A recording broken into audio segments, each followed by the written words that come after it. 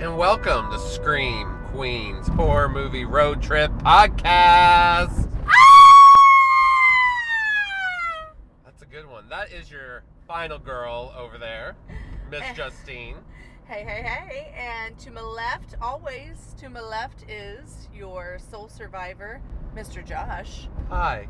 To the left, because you're always driving. Yes, I'm the driver. Driver? She's my navigator. Navigator. It's kind of a flight of the navigator situation, except from... Captain. Yeah. Captain and Tennille. So here we are. Welcome back, episode 53. We've made it to 53. We're Can you 53 believe it? years old. Or, 53 episodes old. And we're still doing what we're doing. We're heading on a trip right now. We're not going very far. It's still COVID. We're heading to a town called Mustang to go to... We're going to Buffalo Berry Farms, and we are going to do something just so precious and sweet while covering a not so precious and sweet movie. Oh. We are going berry picking. Yeah.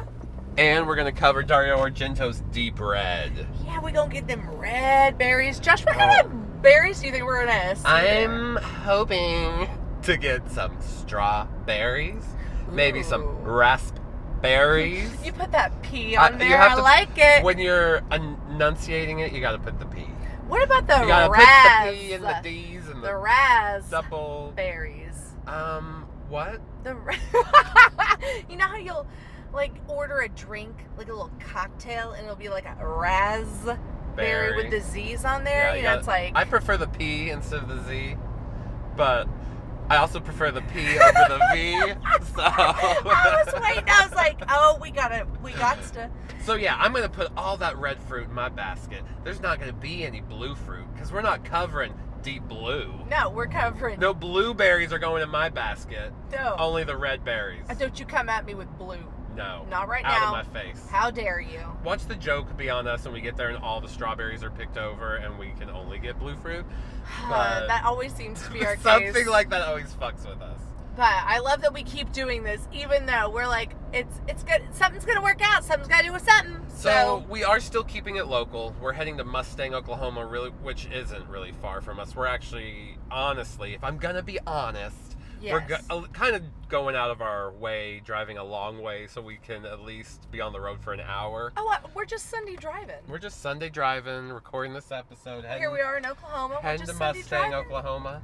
There's beautiful plains areas to look at. We got a lot of country fields outside. Big blue skies and flat Oklahoma green City. land and trees dusting the landscape. A little tumbleweed here and there.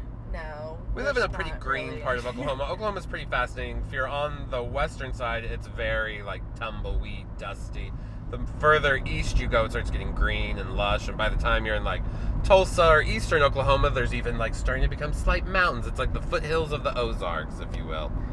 If you will, because it is. Yes. Yeah, it's a very diverse, but yet still there. It's plainsy. That's a hill, rolling hills. Most of Oklahoma's pretty flat, but we got a little bit of everything. We have a little bit of junk in our trunk. I mean, there's no ocean. We are landlocked. Yes, we have lots of man-made lakes throughout Oklahoma, and we're not going to any of those. Not right now. We're going berry picking. Just thought we'd throw in a little geography lesson I guess at the beginning of our horror movie podcast. Well, because it's a road trip. But, honestly, guys, it's our duty. Yeah. It's our duty Justine, and our duty. You said duty. To tell you about Oklahoma. Yeah. We love showcasing Oklahoma. We're like ambassadors for this state, okay? We are unpaid ambassadors looking for y'all want to pay for our gas, Oklahoma? Yeah, who wants to sponsor us? You? Come at us! But we are not covering an American movie at all. We are going to... Italian. We are going to Italy. We're going to Italy. We're going to Italy, that boot-shaped country in Europe. It's like a pretty high-heeled boot. It's definitely 6 inches, but of course, because it's Italian fashion, so. But you're right, this movie's set in Rome. That's yes. Rome and Italian. You are being so pretentious right now. I'm going to tell you right now. Because we are about to get into a movie that is like... Guys, I think I just went over a dead snake and I'm scared. He didn't run over it. He means he drove our Over car a dead over one. it. It's dead. And It he had still to scared me, interrupt sorry. and just so he could point out, you've got to get over this Hey, I got fear. scared on our road trip and I had to share it with everybody. Okay, I guess you're just giving a little bit But of I'm sorry. scenery. I'll stop saying things like Roma. Yes. Okay? Just stop while you're ahead. We're going to cover this movie, and there's definitely been, like, academic works discussed about Deep Red or Profondo Rosso. Oh, see, there But we're you not go. going there, and we're not being pretentious. Profondo Rosso. Profondo And Rosso no from- mo. So it's Dario Argento, guys. It's Italiano. He's a lover of ours. We met him in Frightmare a few years ago. Are you really spilling out secrets right now? I got And tea you can't spill. We all fell madly in love. Yes, he's older. Yes, he's our sugar daddy. Yes, we're with him just because he's a genius and is going to leave us all his money and all... Oh, I'm my. just kidding. You are I'm out of control right now. out of control. This is what Yeah. COVID is doing to me, guys. He's like a rambler these days, guys. Sometimes we'll just be chatting, and then he just goes off on these kind of like very like Barbara Jean Nashville moments. Oh, gosh. Telling me about things that happened to mom and daddy way back on the farm. And I'm trying to tell him about his suburban life in Oklahoma City area. Like, he doesn't want to hear it, guys. Anyways, COVID-19 has made him it's- delirious. It's challenging us all in different ways. Yeah. But this movie is delirious. It's mad. It's maniac-filled. Full of blood and gore. Actually, but... It's tasteful gore. I would say it's honestly kind of tame for a giallo. Yeah. For like an Italian horror movie. However, I mean, Say it there again. are Say it. giallo. Say it again. Giallo. Say it again. Giallo. Even though there are decapitations and people getting heads run over and stabbed in the back with butcher... letter openers and cleavers one- and yeah, butcher like cleavers, yes, and Yeah, one is that like knives. giant letter opener. Oh, we're I've gonna never- get to it's that like because I want to know like, what who- letters are you opening that you have something so large. They must all be in like manila envelopes. Do or you think it's a something. compensation issue? Yeah. He's like, check out my letter opener. Guys, all right, so just know there's going to be a letter opener that we're going to bring up again. Yes. Okay, So let's... Profondo Rosso, 1975, Dario Argento.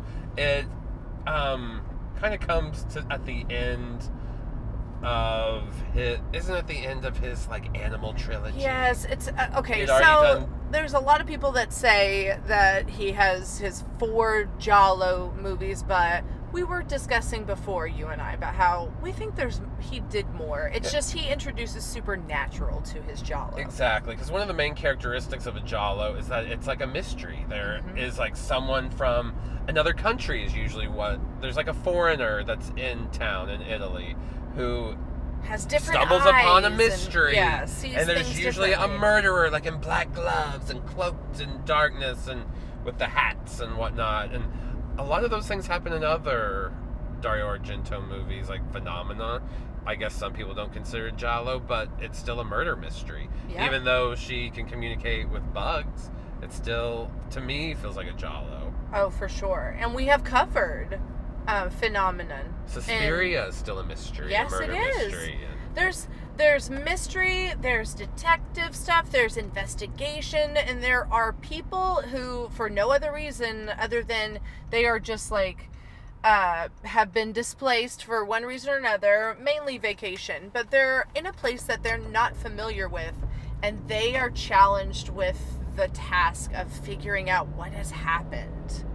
It's their curiosity that gets to them, especially because in this movie, he shouldn't be sticking his nose in anyone's business.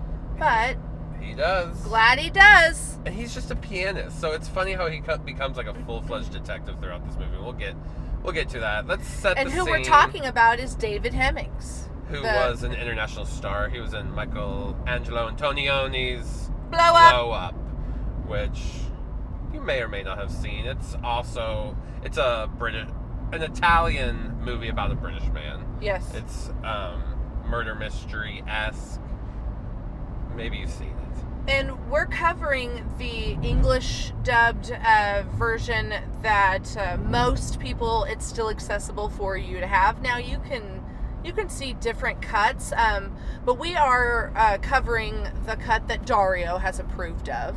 Yeah, this is kind of like the most American version is the version that most people in this country have seen. We recently watched the Arrow Video cut. Yes. And that was in Italian, and it was very much beat for beat the same. Just some of the dialogue is slightly different or translates differently. There's a few scenes that have become known as like the kind of gender controversy scenes that are taken out, and we were watching Joe Bob Briggs also has covered on The Last Drive-In this movie, and so he has spoken about how they're not necessary. I agree. Like, sure, they're fun, but they don't further the plot, and so we are watching and we are covering, we have watched and we are covering the Dario approved English dubbed version of Deep Red. Let's get into it. Let's describe these characters. Yes, let's get into it. Some people say this is the best Argento. We'll get into that when we do our knife ratings and stuff at the end. But yeah, let's set the scene. It starts obviously at Christmas. You see a Christmas tree in the background. You hear screaming. You see a knife fall, bloody knife fall, and then like little feet with high knee socks and little loafers walk in to the shot and fade to black. Like fade to black. There is we hear la la la la la la. So from we the have beginning, this childlike music. You know it's a Christmas film. It is a Christmas film because of the Christmas tree. It's in multiple shots. We're not stepping down from that. You guys are lucky it was COVID. We were going to cover it for Christmas. That's no, right. We weren't. But I love a good Christmas movie, but yeah. I can't call this one a Christmas movie. No. It is kind of bookend with a tad bit of Christmas, but when I say that, all you see is a Christmas tree in the background. Yes, and so that's it for this first scene. We're like, what? Who's the shoes? What? Who's the dead person? What? What's this all about? Why is there a children's lullaby song playing? What? Cut to a red curtain is pulled and revealed an audience of people and 3 people on the stage sitting, a woman and 2 men. And the camera work in this movie is pretty wild. Like it's always roving and moving and pushing in and booming up and craning and doing all kinds of things. Flopping up, down, whipping out its dick left and right, Shaking slapping it on the table. Wait, I'm sorry. The camera. There's shots in this movie where he'll literally like zoom out, boom up, push in. Like it's just going all over the place and it's really fun to watch. You feel like a little erratic. A little roller coaster ride just for a second, like a little lurch forward, and then you're going with the camera, your whole body is moving. But here we are, we're in this little theater, and there's obviously some kind of a lecture or maybe a show that's going to happen. And a man is introducing a woman who we come to find, her name is Helga Ullman. She's a Lithuanian German woman who is hanging out in Italy and wants to show everybody her kind of supernatural, but she's also saying it's not. Like she has these visions where she can see what people are feeling, thinking, and doing in the moment. So if you're hiding your hand in a pocket, she can see what you're playing with. Yeah, she's like psychic or telepathic, and she's there giving a speech about how like even common insects and other animals, how it's natural to the world, telepathy, how it's found, like I said, in insects and bugs and all kinds of things in nature. They're calling it parapsychology. Yes. All throughout the movie. Parapsychologist. And in the middle of this speech she's giving with 2 other fellas on each side, they don't really do much on stage. No. But all of a sudden she has an episode, as they like to say in the South. Poor girl had an episode. She got attacked by the mind. All of a sudden just starts freaking out on stage, screaming, 9! Which translates to no. Yes. Oh, no. Yes. No. No. Yes is no. No is yes. And she's screaming about how there's evil A in perverted, the building. murderous plot in the room. Yes, like she is feeling it. There comes a point where she drinks some water, and we just get this close-up shot of her mouth and the water falling back. It's like she took the water in her mouth and then it just comes flowing right back out. This movie is very drooly. There are a few times where we get close-up shots of just mouths. And I wonder if the close-up shot of her spitting the water out, there's a close-up shot at the very end of the movie when someone gets killed of, it's kind of a similar shot, but instead it's like, nasty spit and pus and bile or whatever it's supposed to be. It's not blood. No. Pours out of her mouth almost in the same fashion. I wonder if that's supposed to be something she predicted. Like, she could see that and that happened. Yes. Know what I mean? Or am I just overthinking it?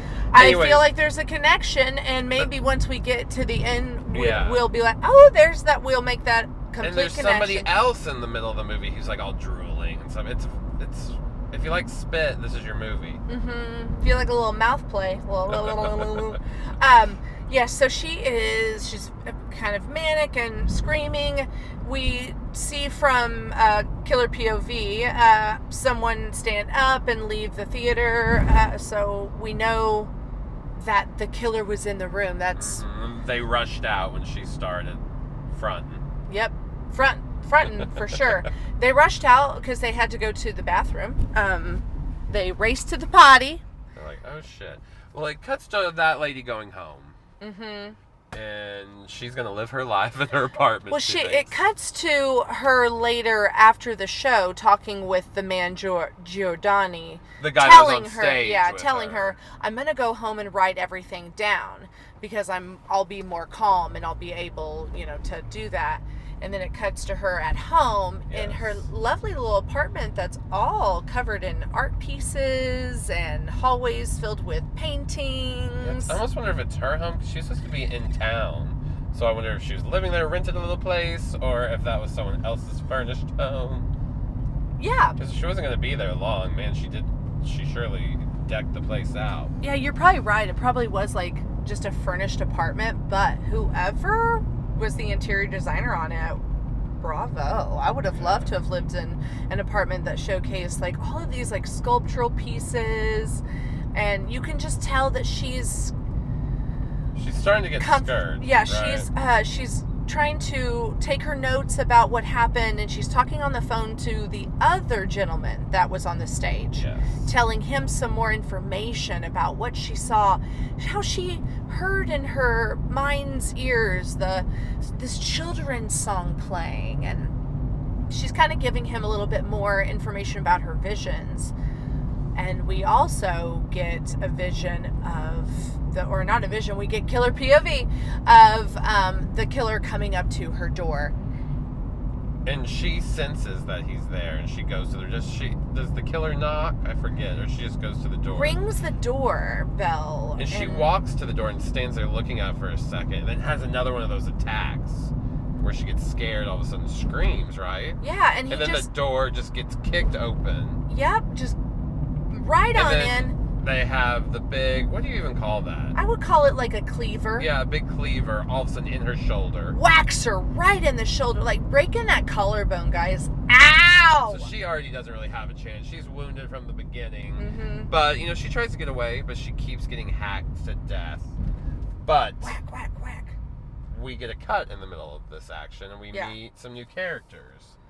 So while she's probably, doing that parallel editing kind of thing, like while all of her stuff's going down, we're going to meet those two guys? Kinda. It would be parallel editing if it kept going back and forth while they were talking to her getting killed. And back to them but the talking. Next time it just cuts to he's leaving the conversation. Right, and then he sees it. So it's not quite. Not quite. But we meet the other, well, we really meet our two main characters outside of David. Carlo and Marcus are the what? The actor is David. Carlo and Marcus. David Hemmings. Yeah, I was like, David. Outside there's this beautiful, it's an empty city street in Rome. I've never been to Rome. You've been to Rome. I've been to Rome, but I don't remember that street. There's lots of streets in Rome. But they have it modeled after a famous painting. Of course, it's not coming to my mind. Nighthawk. Nighthawk, with the one with like the New York City diner with the patrons inside, It's all kind of bluish lit with hues. neon and dark. I'm sure you've seen it. You can pick it up. Yeah, Joe Bob Briggs even says like about how like you can pick it up like almost at any tourist stop, like it's on a postcard. Like a postcard in New York. It's a very American kind of contemporary. Yeah. Or, but anyways, yeah. it's set like that, and so it's an empty Roman street, and we meet Marcus. He's our protagonist. He's a pianist, and he comes upon his drunk friend. And they start chit-chatting. David... Marcus had just left rehearsal. He, like we said, is a pianist. And he stumbles upon someone that he knows from... Carlo, that he knows from the same band. group of musicians, his band. And he's like, what are you doing out here wasted? And they have a conversation. Carlo is very troubled. He's apparently an alcoholic. He has problems with drinking. He talks about how he has to drink to make, like, he's better. He plays better. Is that what he says when he drinks? Yeah. Play better drunk. He just is really depressed, and we don't know why, but he's depressed, and so he's got to be drunk all the time. And Marcus is trying to be sympathetic towards him, and he hears this scream. Again, the streets are really empty, so it's just kind of like just bouncing off of all of the walls, and he's looking around, and they both kind of comment on it. Carlo says something not very PC about raping virgins. Yeah, he's like, oh, maybe a virgin's getting raped. Cheers to the raped virgin! Or it's like, ugh, it's really cringy. This guy is just... He's troubled. Yeah, really troubled. Like I said, the scream is coming from like a courtyard type area, and they look up to the second floor and they see a woman in the window, or Marcus sees it. Carlo leaves, Carlo goes back to his goes work. into the diner, and Marcus sees the woman kind of on killed. the second or third floor, up against the window, that silent scream. The whole time they've had this like 5-minute conversation, she's still up there getting butchered. And the killer throws her through the window. Her neck gets punctured by the glass. And Marcus decides he's going to run up and try to save the day. But he does not make it in time, obviously. We'd already seen her take several big hits. She was dead. She's dead. Yeah. She's gone girl. She was gone girl. By the time he makes it up there, the killer has already left. He's walking in, and we again get to see her lovely apartment with all the pictures, and he's kind of taking stock of everything, trying, I guess, to make a mental photograph of himself, of how the apartment looked at the time of the scene. I guess he's really into, like, Investigation ID, the channel. Because he does, from the get-go, he does everything like he's a cop. And so the cops are called. And he's talking with them, and in the middle of this conversation, he tells them, well, when I was first up here, there was a painting up here. And he's like, the painting's not here anymore. He's like, that's one thing I noticed. Since you all arrived, that painting is no longer here. And they're like, well, we haven't moved anything. We're cops. We wouldn't move stuff. And he's like, oh, okay, well, I guess you're the cop, so that's great. It's when they're having this type of conversation that we meet our other little friend through the whole movie, Dario Argento's future wife at the time he met her and started dating her. But it's Daria and Dario and Daria. Daria Argento, and she is playing the reporter Gianna. And she walks in. Oh, she comes in so like flirty and like with so much command. She comes in like, hi guys, I'm here. Hi, I'm here. You know I've got connections. You know I knew. You know I'd be the first to know that there was a dead person in an apartment. Hello? So she's constantly kind of like, like has like this giggle or air of... She's playful. She's very effervescent. Yes. She's very bubbly Bubbly, yes. Light. And yep. For someone who works with such dark material and dark subject matter exactly. as a reporter. She still has a smile and tries to just keep keep positive. So She she kinda- arrives yeah. and she admits that she was also in attendance at Helga's kind of performance or showcase of her art, which is parapsychology. So she went there, and so now she's going to be kind of informative for us when it comes to letting us know who all the other characters are. And Marcus is like, oh, okay, well, I've got a tip, because when I looked out the window, pulling Helga's body from the window pieces, I saw my buddy leave the diner You're again. like, so I'm gonna go talk with him. Mm-hmm. He's like, I know that's someone I can rule out. He was down at the diner when I saw the person walk by, so he might have seen him. Let's go talk to my drunk friend. Hey, Carlo, drunk friend, did you see a killer in a brown raincoat? Because I saw him when I was pulling this dead girl out of a window, and he had on a brown, well, he never specifies a he or a she. He's always so quick to point that out. Again, Marcus is like the pianist, also Sherlock Holmes. He's got a little magnifying glass. So he asks him, and he's like, no, I didn't see him. He's like, well, I got some loose ends, man. I don't know where this painting went off to, and I don't know where the killer in the brown raincoat went off to. And then we cut really quickly to a funeral for Helga. Yeah, and I don't know how many days later it's supposed to be, but it feels like it's supposed to be like the next day. But they sure did get that funeral set up quick. I wonder if they even did an autopsy. Did they really investigate her body thoroughly for DNA evidence, even though they didn't do DNA? Yeah, I was going to say, it's 1975. But there was still forensics involved in 1970s. Like, surely they looked over her body they give her for a once-over. fibers and things that they could match back then. It just seems like a really abrupt funeral that's happening, and it's in Italy because Marcus and Gianna show up to it, but she's from another country. Yeah, from another country. So it's like maybe she was living in Italy, and we just read that wrong. But I swear they say something about she's in town. She's like just staying for a little bit, not like living here for the rest of her life. She was there on tour for her conferences that she was doing. And guys, I've seen this movie several times at this point. We've watched it, so I'm just a little confused as to why there's a funeral.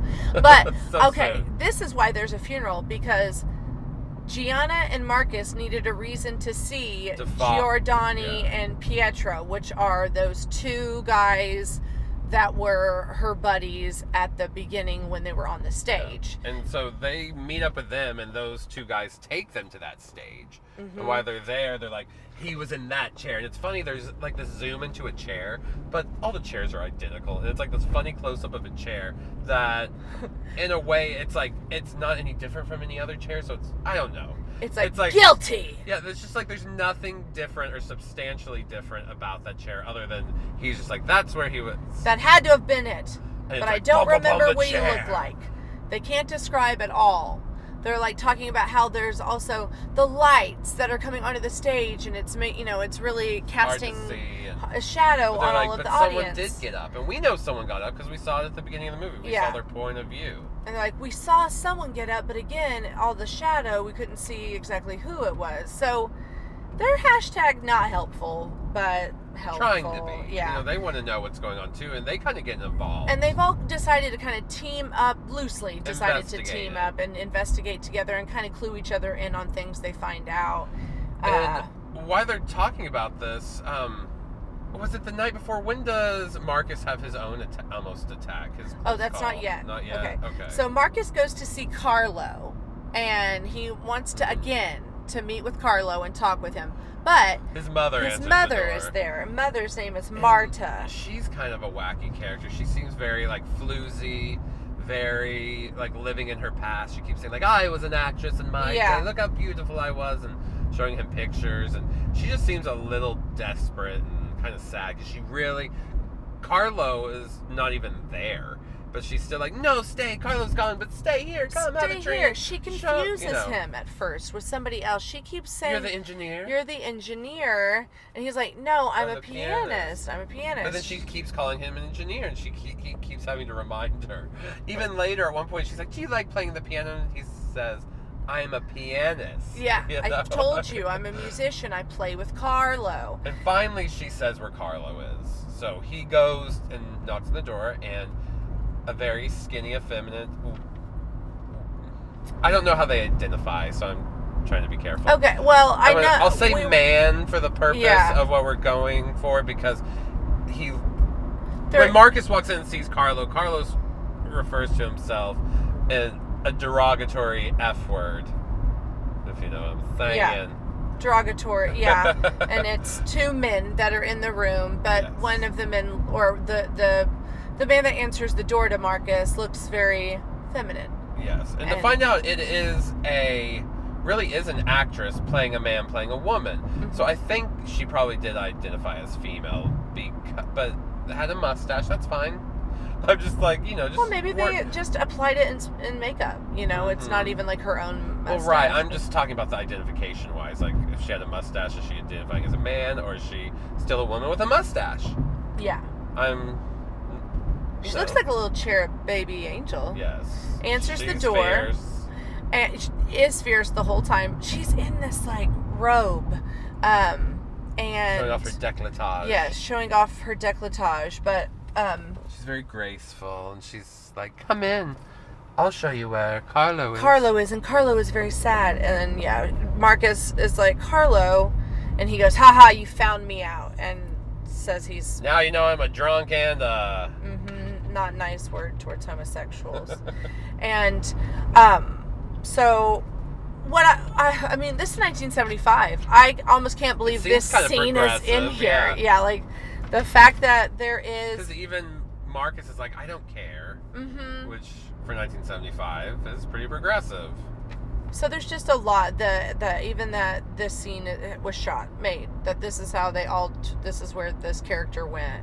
So he gets Carlos to leave with him. Yeah. And to go do his job. Like, he needs to go play, he needs to go make some money, and he realizes that he's all down. But Marcus has his own ulterior motive. He really wants to just see if Carlo can remember anything from that night to help him. And Carlo can't. Carlo's also like, drop it. Yeah, we stop talking about it. You're going to get in trouble. Like, you don't need to be doing cop work. You're not a cop. Like, just don't get involved. Leave it alone. The killer is clearly a maniac. And as they're walking by a shop front, there's a TV and there's the news going on. The news reporter is saying that they just got this news article that came out that they wanted to report on, and it's stating that there is a piano player who is the witness to who the killer might be in the murder of Helga Ullman. And Marcus isn't happy about it. He's like, oh, you just put a target on my back. Yeah, because he finds the newspaper and he finds that it's Gianna who had put that in the newspaper. He's like, hey, you just put a big X on me. Like, now the killer knows that I know what they know. Yeah, because it's like saying something about it being a neighbor. It's like, hey, I'm now gonna be the next one to go. Thank you so much. And Gianna's like, oh, don't worry about it. Oh, I think it's gonna be just fine. Whoever don't worry. Is dubbing her voice, because I do not believe that's her voice, does a very soft voice like this. Everything is, oh, don't worry, Marcus. Oh, hi. It's all gonna be okay. Everything's great. Hi. Why are you asking about that? Oh, don't close my car door. It locks from the outside. Everything is very breathy and bubbly. They do have, this is where they have that scene where he gets in the car with her, and they have like a playful banter, but there's not anything really that ever, other than this scene, that hints that there was supposed to be a romantic layer to the two of them. Yeah, there's like a weird scene where he's like buttoning up his shirt out of nowhere. Do you know, is this it? And they arm wrestle. And they have like this weird like men are better than women moment. Like, he's very misogynistic. His character is like, liberated women are the worst. You can't work with a liberated woman. Like, he says a lot of weird shit. And she beats him at arm wrestling. arm wrestling. Yes. He can't handle it. He just can't handle it. So, not quite sure what's going to go with them. Like, they just... It's almost like they try to give you like this Mulder Scully, even though I get it, X-Files, this is before that. But Yeah. that's one way to kind of compare it to. It's almost like a Mulder Scully thing, but way not the same. Yeah. Like Mulder and Scully, there was definitely way more like sexual tension throughout the series. Yes. This is almost brother-sister-like-ish. Yeah. Is It more is, 'cause in they're the more realm. I could see him pulling her pigtails, sticking his tongue out at her. You know, Yeah. that's how like childish his character is at times. Yeah. And she always just wanting to, kind of hang with, she's tomboyish in some ways, even. Okay, so that scene all happens, but he goes home and he's having a little jam piano session, okay? And he is all by himself. And he starts hearing something. Well, first, like, ash starts falling on his piano, like someone's walking on the ceiling. Mm-hmm. And we hear this la la la la la la la la. And we heard that. We forgot to mention we heard that during Helga's Yes, scene when too. Helga got killed, we heard that music. That's kind of like if there's going to be some killing going on, there's going to be the la la la. And it's not over. It's not. It's in the scene.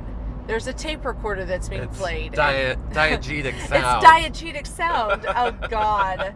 Yeah, again, don't want to be pretentious. Don't want to get punched in it's the music. face. It's not a score. It's music that is in the It's scene. just inserted in the scene. So that means the killer is going around with like this big 70s tape deck, playing music before he kills people. Getting it all set up and then pushing the play button and la, la, la. So...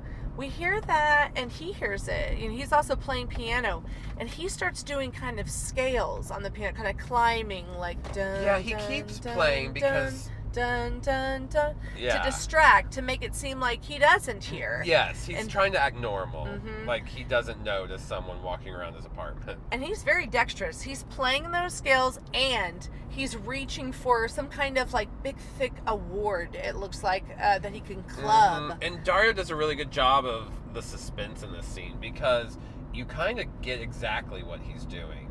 You're like, oh, that's probably what I would do in that situation. I would be looking for an out. Like, I would be Yes. acting like things are normal, but like trying to figure the situation out. And that's what he's doing. He's playing the piano. He's looking around for a weapon while he's playing the piano. And his door is open, so he doesn't want to make too quick a sound. The door to the study that Yeah. he's in.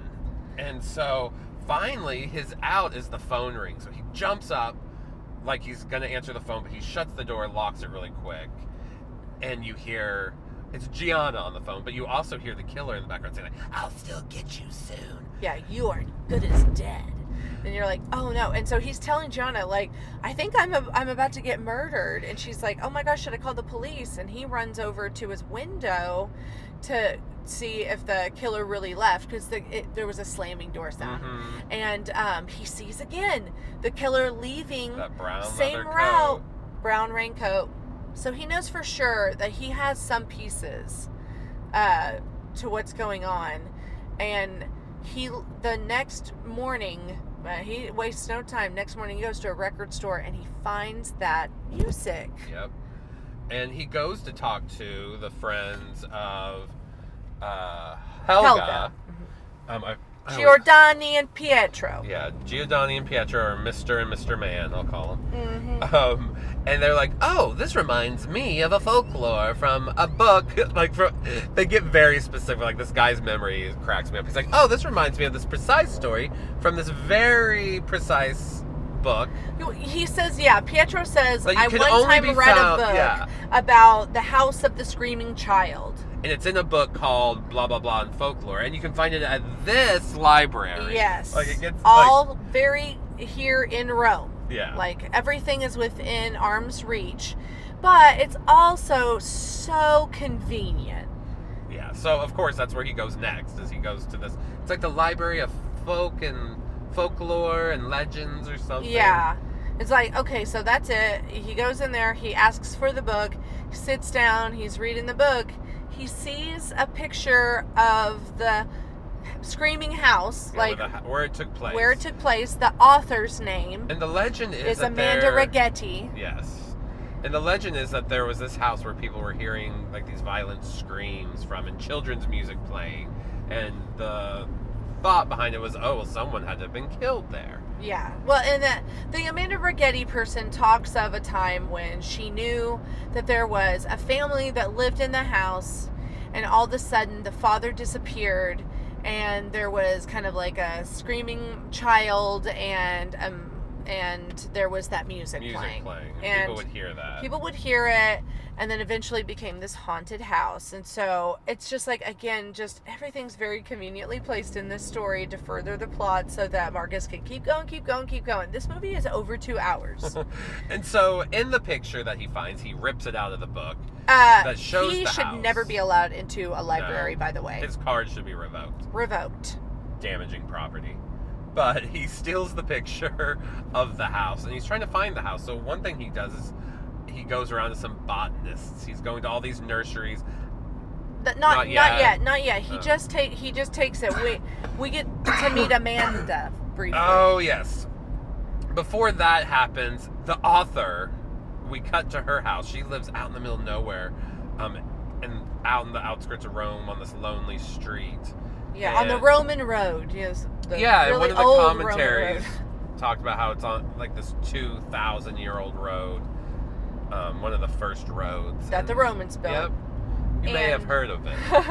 And Marcus has found Amanda Rigetti's address, so he's making his way there as well. But we're already there, so we've met Amanda Rigetti, and she's telling her maid or somebody who comes to clean her home throughout the day, every day. I'm just telling her goodbye, seeing her off. And she goes back into her house, and she sees a doll hanging from the ceiling. And she immediately knows something's up because she's like, I didn't hang that doll from a noose before I left to tell my maid goodbye. And neither did the maid lady. That's just not something this 80-year-old maid lady is going to do. So she rushes out trying to catch Elvira. That's her maid's name. Elvira. But Elvira's already on the bus and leaving. So she goes back in to investigate. Why? Yeah. Why don't you keep walking? Her birds start going crazy. She has a couple birds and they're going nuts. The lights go out. And we see the brown raincoat figure in a bedroom.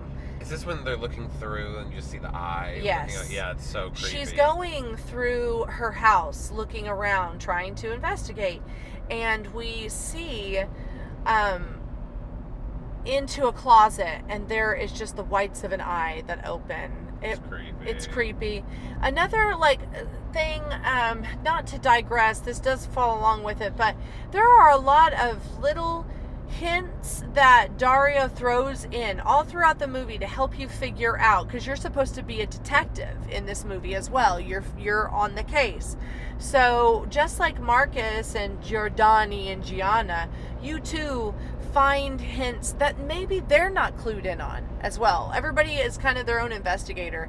And one of those clues is that we know that the killer wears really heavy, thick eyeliner, black eyeliner.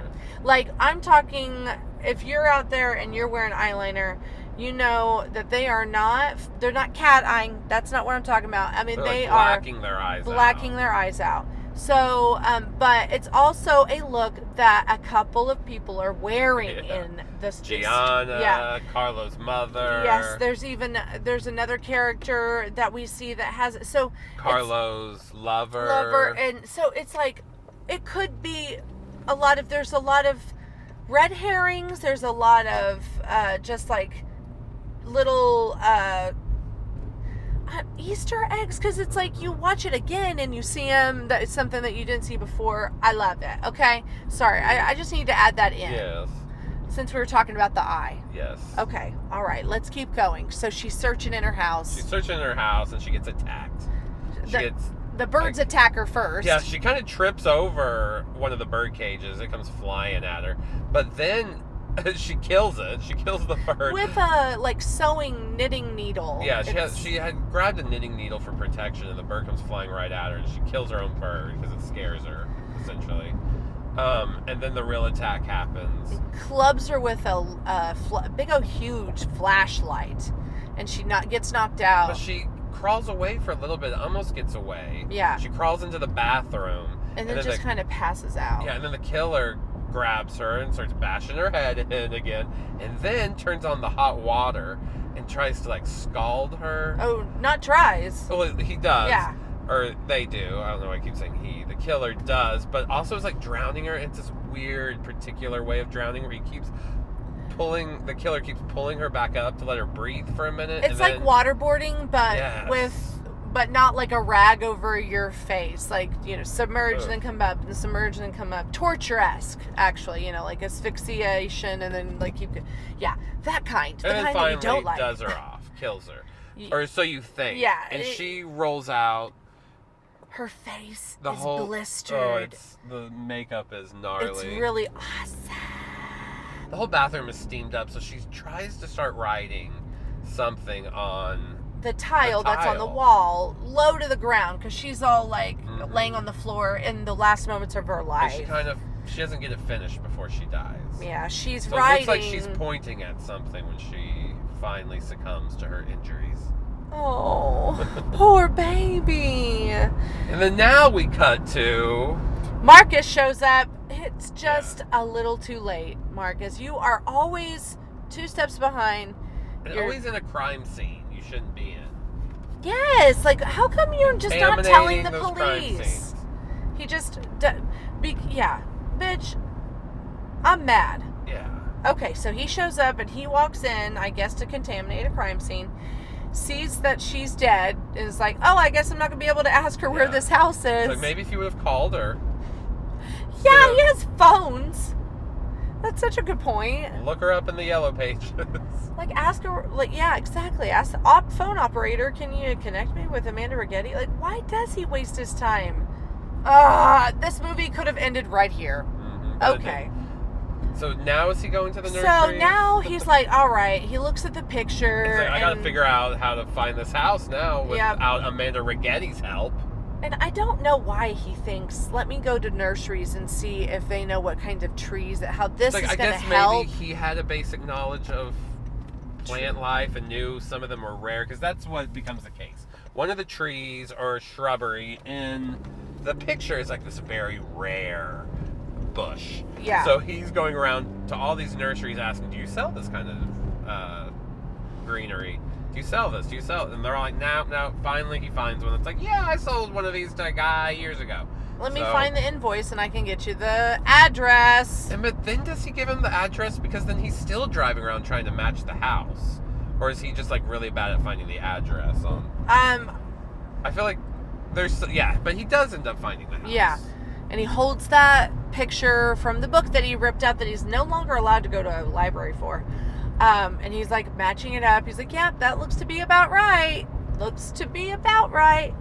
And he meets with the landlord, and the landlord who has a weird daughter. It gets like really creepy and like... This daughter is like 10. Yeah, and they start vibing that maybe there's something weird going on between dad and daughter. She's like a masochist. You see her killing lizards. And like the dad like putting gets pins through them. Yes, putting like and it shows one, and you know it wasn't a fake lizard. You know Dario Argento wasn't like they can animal you rights. know when you watch the end of the credits there's no animals were hurt in not making this movie, because that lizard got hurt. That lizard It looked died. awful. Like it's pretty terrible. It was in so much pain.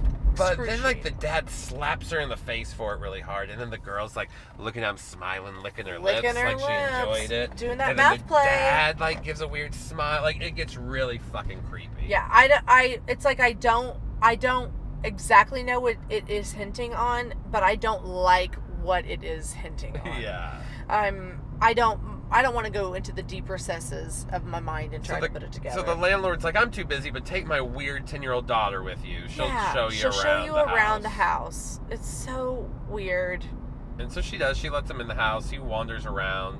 Is this when he finds the mural? Yep. He finds this wall that has a little bitty hole, like a chip in it, and you can tell that it's been plastered. And he sees something under it, so he takes like a credit card out or something, and he's trying to chip away at the wall, and he finds... becomes the interior decorator he always knew himself to be.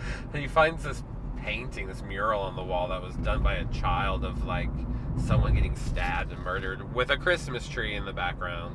So we know it's a reference to the beginning of the movie. Yep, we But do. he still doesn't know what's going on. We still kind of don't know what's going on either.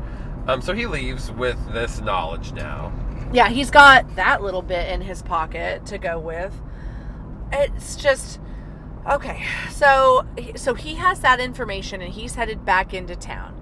Giordani went as well Back to the Giordani never went the first time. Giordani has decided to follow up with. I just meant like he's going. We're back at that house. Yeah, we're gonna go back Not to the Righetti house, and she's not there anymore. It's now taped off. It's a crime scene, and Elvira, the maid lady, is like, "Yeah, sure, I'll show you where it all happened." Just takes him into the crime scene. She's like, "Oh, there's still blood on the faucet." Yeah. She's cleaning up the crime scene. It's really bizarre, and he sees like why she's cleaning. He sees the effect of the steam, and he's looking at where the body had been laid, and because it had been chalked out lines, and how it had like has like the chalk or tape is even pointing to the wall, and he sees that he just goes on a hunch. Real honestly, I guess it's just he goes on a really good hunch. Yeah, he's like she's pointing at something or writing, so he steams up the bathroom and can see what she had written. What had she written? It was like all we see is the message says it was. It was. And we just get the ellipsis like it was. Mm-hmm.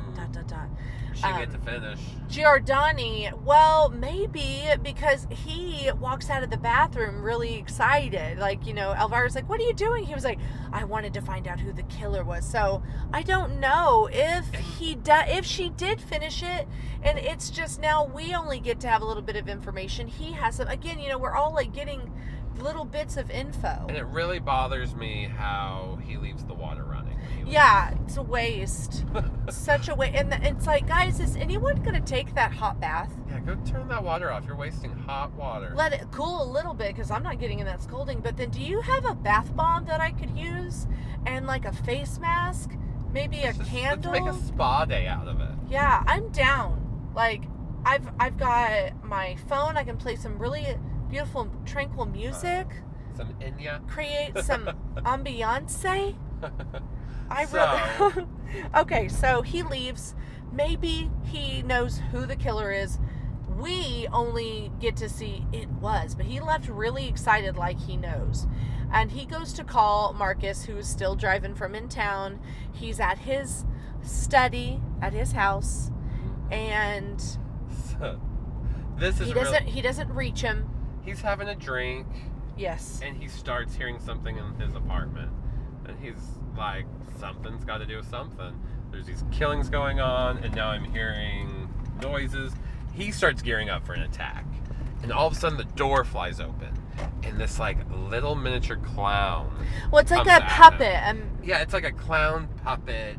Mechanical. On a robotic tricycle thing coming, or like wheels on the bottom of its feet, whatever like rolling it is, in. It's terrifying and really unsettling. It's crazy and bizarre. Somewhere we haven't seen anything like this in the movie, and all of a sudden there's this like little contraption coming at this guy, like and it's definitely it's a diversion. Mm-hmm. So he starts beating it up, breaks it, and then he gets attacked from behind. Yeah, out from the like window curtains comes this brown coated killer, and he starts clubbing at him, bashing his teeth into like curbing him, but into like the study desk side of the mantle, and then the fireplace mantle, over and over again, bashing his mouth and teeth, and chipping away at those. It's fucked up. Oh man, and so when he was walking around trying to, he was looking for the noise, he grabbed this insanely large letter opener. Yeah. It looks like a sword, almost like a big fat sword. We only know it's a letter opener because he was opening it looks like a pirate sword. Yes. Almost. It's weird. But, okay, so during the scuffle when he's getting his teeth pummeled, he drops it. Well, the killer picks it up, and then he's now laying on the ground, stabs him beaten, in the neck, and then just in the back of the neck, that letter opener just goes to just make sure to impale him onto the floor. He's dead. No, he's gonna be fine. I'm kidding. I'm He kidding. doesn't get to write a note in steam or his blood. No. He's leaving the world with no message behind. Yeah, and violently. Yeah, very sad. Marcus, he goes back to the landlord's house. Or, wait, no, he goes back to... Oh, yeah. Sorry, I was trying to read these notes that were right And here, things start and getting we were getting bumpy. There's just a lot of discoveries all of a sudden. There's a lot Yeah. of like, he said this, and I found this article that takes me here, that then takes me there, and if I find this here, then I go there. Like, there's a lot of... It's like a big, what do you call it when you go door to door looking for items? The scavenger hunt. Yes. It's like a big scavenger hunt. It really is. And it's like just one of those, like, I keep saying, but you are on the hunt. You're on the detective.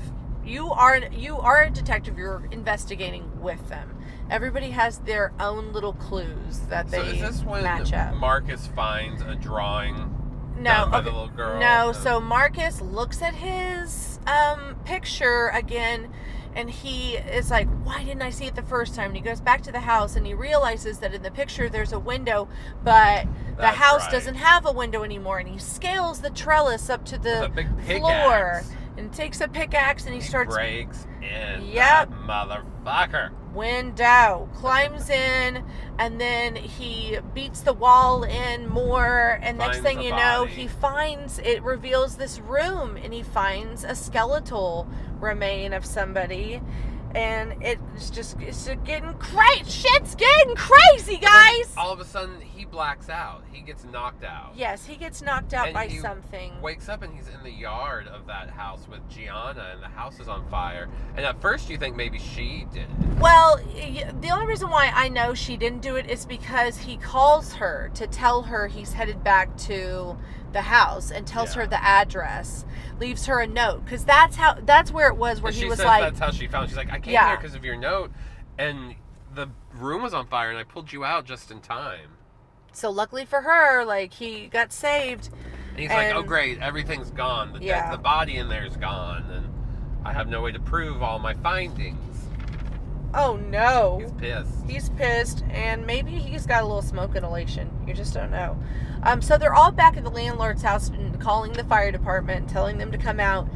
And he looks over at Olga's bedroom, and the guys, everything is so convenient. He looks over in Olga's bedroom, and there she has a drawing hanging, and it just happens to look exactly like the mural painting drawing that he saw in the house. He's like, that where was did you find that clearly painting? drawn by a child. And she's like, it's not mine. It's one time for bad behavior, I had to go clean up the archives at the school, And I found one just like it, so I redrew it, and that's it. So now we're It was going at the to Leonardo da Vinci School. the Leonardo da Vinci School. So now they're headed to the Leonardo da Vinci School. So Marcus and Gianna go, and the landlord is staying behind because the fire department and the cops are going to show up. So that helps lead up to what happens when they're at the Leonardo da Vinci School. They find the drawings, but they also come upon Carlo. So we think Carlo's the one that's done it. But he hadn't, and they kind of scare Carlo off, because Carlo tries to kill them. He's like, I don't Carlo want to... stabs Gianna, Yes. and we think she's going to die.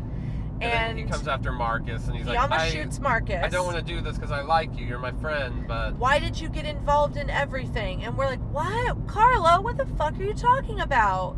And he goes to shoot Marcus, and in come the police into the school. So he flees. And he flees, but he doesn't get far before he's accidentally hit by, like, the street sweeper guys yeah, that he come. actually kind of gets, like, sideswiped by it. And then, like, something It's the thing that grabs the trash, Yeah, grabs his ankle. grabs his ankle. And then his pant leg gets stuck, and so then he's being strung along on the back of this, like, Getting just road rash, just Oh, getting tore up by the terrible. road. He's screaming. He gets passes out. His 'cause head through gets the hit on pain. a sidewalk, and then after everything, like, they realize, oh no, We're dragging someone, so they stop the But- garbage truck. But a car doesn't stop, and it rolls over and His head. smashes his head in. So and you see it. It's like an awesome special effect. Great Sorry, splattage. Carlo. Yeah, Carlo's gone. So, I mean, obviously we know Carlo had demons, right? Like, Carlo, he was wrestling with his sexuality. He was a drunk. He was a drunk. I guess at this point, he's assuming the responsibilities of killing the people. Then we think out, it's all getting blamed on him. He's not really he thinks about it. He's like, no, there's no way it's him. Marcus does. Marcus was down in the diner when I saw the killer. Marcus is. Yeah, Carlo was down in the diner when I saw the killer. Yes, Marcus is the one who's like, after the cops say it's Carlo, he must have been doing all the killings. Marcus is like, no. And he was with me when I saw the girl screaming, Helga get murdered. Yeah. And so he's like, oh, guess what? I'm going to go back to that means I'm going back to Helga's. I don't know why that means to Marcus that he's going back to Helga's, but he is. He's like, there's something missing there. I'm going to look back into that painting. And he checks on Gianna at the hospital, and she's gonna survive, guys. So he makes his way to Helga's, and he walks in there, and he's looking around. He wants to find out what happened to that painting. He keeps looking, and he realizes that something that he thought was a painting was actually a mirror. Yeah. So the reflection. Yeah, he says to himself, I saw the killer. It wasn't a painting. I saw a mirror with the killer's image in it. Mm-hmm. He was standing across from the mirror, hiding from me, and I saw the killer. And then he backs away, and there's the killer standing right behind him. And the killer looks up, and it's Carlo's mother! It's Marta! Right? You guys, you saw it, didn't you? Mm-hmm. You saw it coming? You saw it was going to be I was Marta? trying to throw you guys off by referring to him as him the whole time. Yeah, you kept. Gotta trick you. You tricked me, even though. But this whole time, it was Marta. The pounding of taking, Giordani and clubbing him in the face and bashing his teeth in, and she's got super strength. She then is like, let me explain why. Carlo, she does that kind of classic killer. Yeah, Carlo was just trying to protect his mother. Years ago, my husband tried to take me to a mental institution. I didn't want to go, so I killed him. And that is the Christmas scene that we saw at the beginning of the movie. Yep. Little Carlo saw his father get murdered by his mother. But he didn't want to lose her, so instead they walled up a portion of their home to make it look, like there was a hidden room because there was a body in there that they wanted to hide. So Daddy did. Damn. So they get into a fight now. He's like, that's not good enough for me. I'm gonna leave. And she's like, no, and tries to attack him, of course. And they kind of tussle. She does. Like, he gets hit by the cleaver. Yeah, like in the he shoulder, gets, right? Yeah, he gets hurt. He gets away. It's not like it's just luck that happens. Yeah. Her necklace, because he's getting out of the apartment and he runs by the elevator. And falls towards the elevator. The elevator is iron grated fence. It's old and it closes and shuts. And her necklace gets caught in the grated fencing of it, and she can't get it cut loose, and so he hits the button. Carlo. Marcus. I'm all over the place. David's the actor. Marcus hits the button. Mm-hmm. Activates the elevator. Starts going down, and it's pulling her neck. It starts choking her. And then eventually it tightens, and then it cuts into her. Yeah, and then it decapitates her, and we get that spit image again. Yeah, the spit image, just bile and it's not blood. I'm like, what is pouring out of her mouth? Just saliva and just. But it's done like Helga when she spit the water out. So I wonder if they're connected. Yeah, I would totally say you hit the. She had seen that in her vision. Yeah, you hit the nail on the head, or whatever that saying is. Or just whatever saying. Or whatever that saying is, you did it with the hammer. You hit the nail on the head. All right. So we get this last little image of a blood-soaked floor, and we have Marcus, and his image is reflected in it, kind of like the reflection of the mirror with the kill. Oh, Dario, with all your imagery, we love you. Oh, Dario, Maestro Dario. He is. He's a visionary. He's great. Yeah, I love how it It's ends with beautiful. like the puddle of blood at the end. There's goblin music. It's always the la la la children's music or the goblin music whenever the killer is coming up. We'll talk more about that on the flip side. Now we are headed to Buffalo Berry Farm in Mustang, Oklahoma. We're going to go have ourselves a good berry picking time, and we'll see ya on the flip side, like you said. Bye. We're doing a lot of flipping. Bye.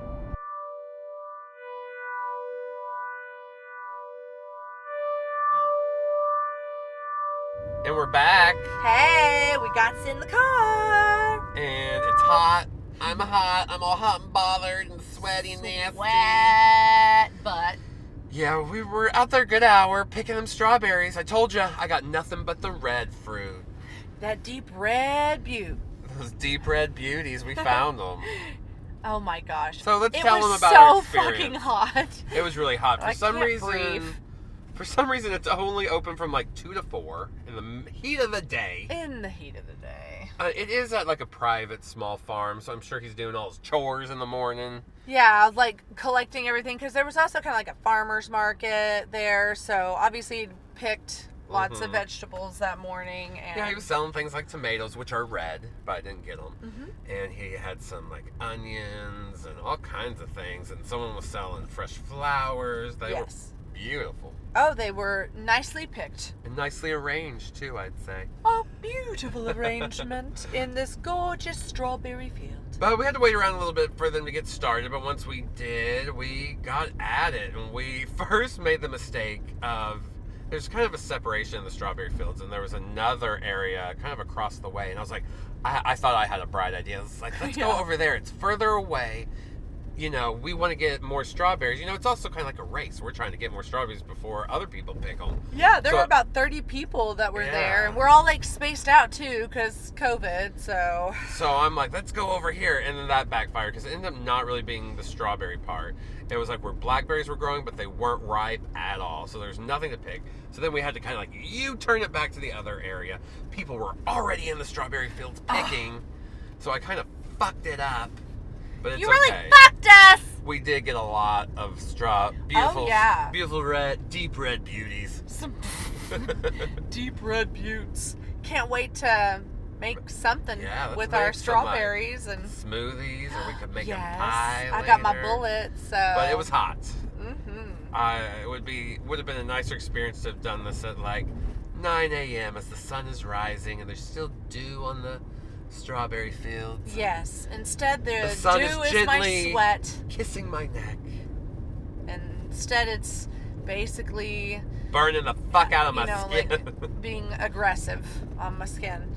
But it was a fun experience. We definitely, then afterwards you go and weigh your strawberry pickings, and then you pay for them. And we spent about $9 and bag them up and. Like I told Justine, who knows if we'll eat them, but we at least paid for the experience. Yes. But we'll make some smoothies. It's hot. Let's make a cold smoothie. Damn it. We came up with that like while we were picking, so now we're convinced we're making smoothies when we get back. And what's funny, it's like these are nice, natural little strawberries. You can tell they haven't been like fucked up with steroids and made like these huge, massive things that you get at the grocery store. They're just organically grown. So they're just a little smaller, dainty. All right. So that was the experience at the Buffalo Creek Berry Farm. That's how we tied in deep red, is our deep red buttes. Our deep red buttes. Talking about a butte. Guys, it's COVID time. There's still not a lot open. Yeah, we're making connections, but we understand they might be reaching a little bit. Yeah, but hey. It's okay. Here's an episode for you. We had a fun time. And boy, have we enjoyed, driving around, watching Deep Red and driving around talking about them. Yeah. With you guys. Yeah, with you guys. It worth it. Yeah. You guys are the best. Yeah, let's get back to the movie. Deep Red, what are your faves? What's your fave scene? Okay. Well, I think it's going to be no surprise if it's both our fave scenes, but the piano scene is a fave. But just simply because the tension building in it's like it resonates. It's definitely like I feel it. I'm right there with him. There's even like a shot where it's just his forehead, like the side of his forehead with sweat dripping, because you can just imagine like his heart's racing as he's trying to play the piano and convince the killer that's just down the hall that like he has no idea that he's there, and he's, you know, just trying to cover himself and the fear he must have had. I love that scene. Yeah, that's really good. And even with the audio, how after he closes the door, you just hear the whisper of like, I will kill you. Yep. I will still, yeah, like, whatever. You might have gotten away with it this time. Like, yes, so I will kill you. And he just, and there's also, you know, that moment, it's like, oh, is he gonna get him? Is he not? And the phone rings, and you're saved. And he sounds so vulnerable talking to Gianna. He's like, Gianna, the killer's in the house, you know. Yeah, he's scared for his life. Yeah. He's a scared man. It's great tension, high tension, hot tension. Hot tension. High tension. High tension. That's a different movie. Hot tension. But yeah, so definitely I'm going with that one. Thank you for letting me go first. I yield to you, sir. Yes. My favorite scene, that is a great one, by the way. Oh, yes, thank you. I would say my favorite is the scene with like the weird robotic clown that, like, yes, flies through the door at one of Helga's friends. I always forget his name. Giordani. Giordani. It's oddly one of the most like pure horror moments in this giallo, you know? Yes. Because a lot of, like we said earlier in the first part, the aspects of giallo yeah, they're more is more about like the detective yeah. and the investigation and the kind of more even about the gore and how over the top the killings can be. But this is not about, I mean, it's setting up a kill, but yes. it's more about really just creeping you the fuck out. And it's not just a distraction for him. It's a distraction for the audience. When you think about it, it's really nonsensical. Like, yeah. okay, so they went there, set this up, pushed it through to distract him, somehow came around through the corner. This thing's would have had to have been on a track or on something. Like, but it's still, how it floats in is really creepy. Yeah. And I think one of the highlights of the movie. Definitely. And I agree. Like, it's because it's mind-boggling. mind-boggling. And then he gets his head bashed in, and then it just really gets into the giallo of it all. The giallo of it all? Oh my gosh. The giallo of it all? The giallo of it all. That's like a... on Shudder. Yeah, I was going to say, that's like a reoccurring show that happens on some it platform. sounds like one of those great Shudder documentaries, like the Horror Noir, or how they've had some other ones too. Or like the... well, I'm thinking one about the AMC show that also went on Shudder. Oh, the yeah, horror... yeah. Was it Masters or something. Horror ABCs. Yeah, or, maybe. The Eli Roth one. We got ya. We follow you. Yeah. Somebody is screaming at us right now like, you motherfuckers, it's this! The History of Horror is what it was How called. dare you. That's what it is. Yes, you've saved us. Damn it. How dare you.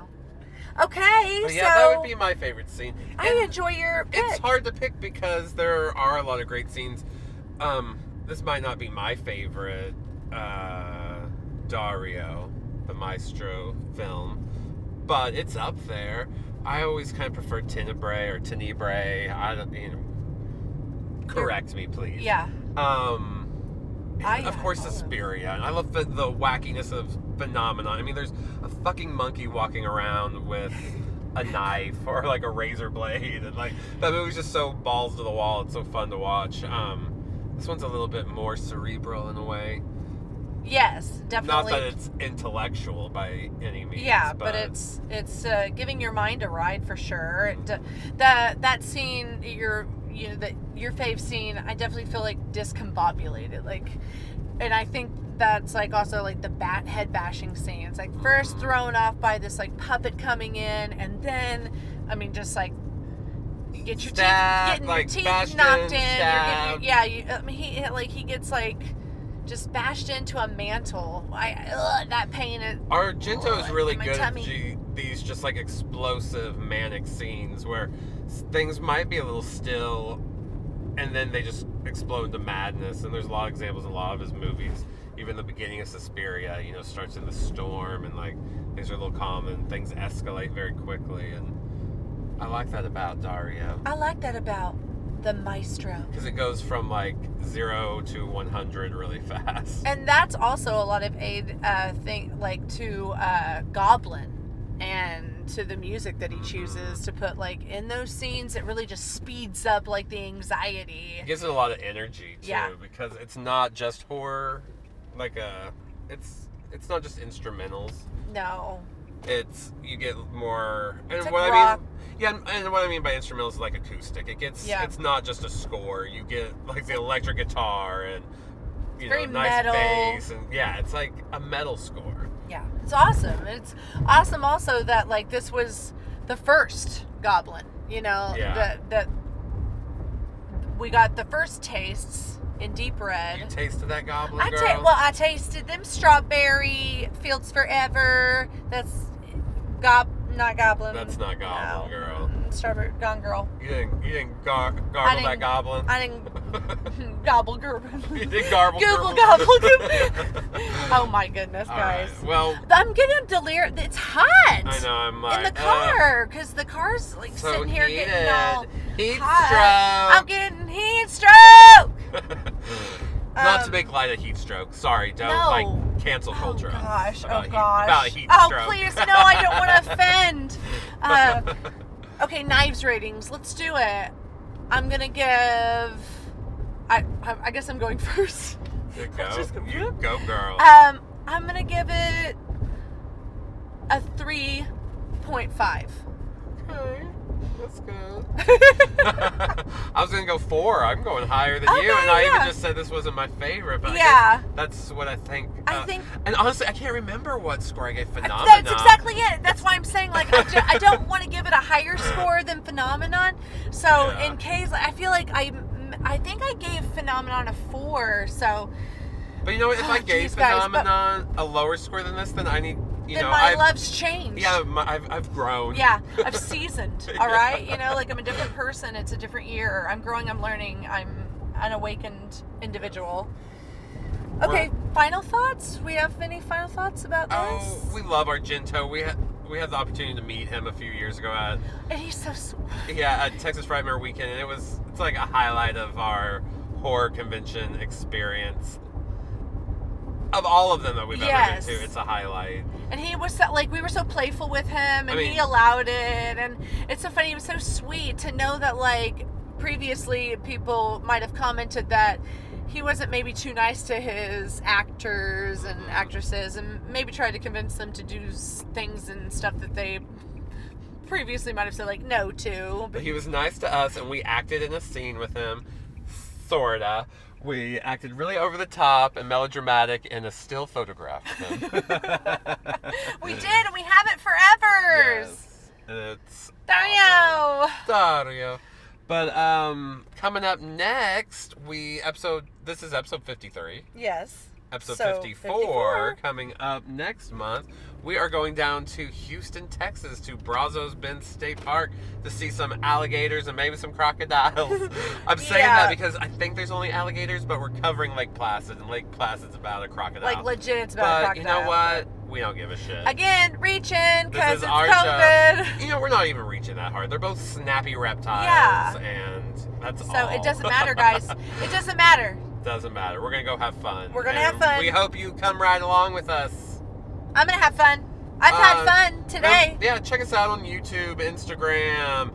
Make sure you go give us a nice 5-star rating. Yes. And write a review on Apple. Give us the love. Stitcher. We're on all the platforms.